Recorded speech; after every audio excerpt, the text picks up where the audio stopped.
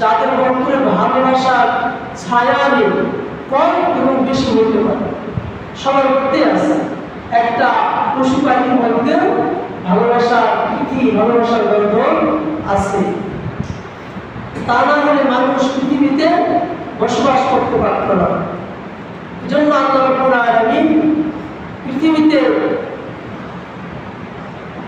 একজন মানুষকে সব চাইতে বেশি ভালোবাসার কথা বলেছেন, যে মানুষ সাধারণ কোনো মানুষ নয়, যে মানুষ হলো সারা পৃথিবীর বাদশাহ, সারা পৃথিবীর মানুষের নয়নের মণি, যার দিকে তাকাইলে মানুষের চক্ষুগুলো শীতল হয়ে যেত, অন্তর ঠান্ডা হয়ে যেত।